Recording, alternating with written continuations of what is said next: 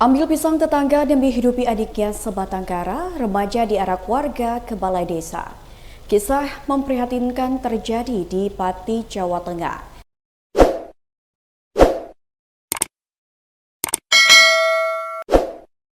Di mana seorang remaja SMA diarak warga karena ketahuan mencuri pisang di kebun milik tetangga. Remaja berinisial AAP terpaksa mencuri pisang milik tetangga demi menghidupi adik kandungnya. Diketahui AAP dan adiknya hidup sebatang kara berdua saja setelah ditinggal pergi kedua orang tuanya sejak beberapa tahun lalu. Polisi mengaku prihatin menangani kasus yang dialami oleh siswa SMA ini. Dia masih mengurus adiknya yang masih sekolah. Kasihan, kondisinya sangat memprihatinkan, kata Kapolsek Logowungu Ibtu Munjahid pada Selasa 18 Februari 2025. Diketahui sebelumnya bahwa seorang siswa SMA nekat mencuri pisang yang sudah berbuah milik seorang warga di Desa Gunung Sari, Kecamatan Logowungu, Kabupaten Pati. Peristiwa itu pun diketahui terjadi pada Senin 17 Februari 2025 lalu.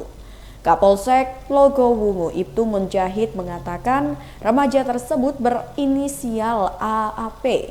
Diceritakan oleh polisi bahwa AAP sudah kehilangan ibunya sejak 7 tahun lalu.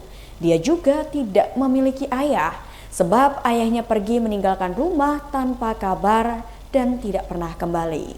Sehari-harinya AAP harus menghidupi adiknya seorang diri. Menurut AKP Munjahid, pelaku merupakan warga Kecamatan Trangkil dan masih berstatus sebagai pelajar SMA. Pelajar SMA tersebut diketahui berinisial AAP berusia 17 tahun. Adapun untuk peristiwanya terjadi di Desa Gunung Sari, Kecamatan Logowungu pada Senin sore.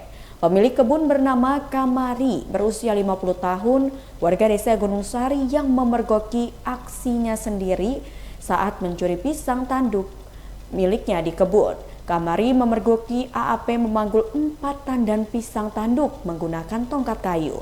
Bersama dengan seorang rekannya, Kamari kemudian mengarak AAP ke Balai Desa Gunung Sari.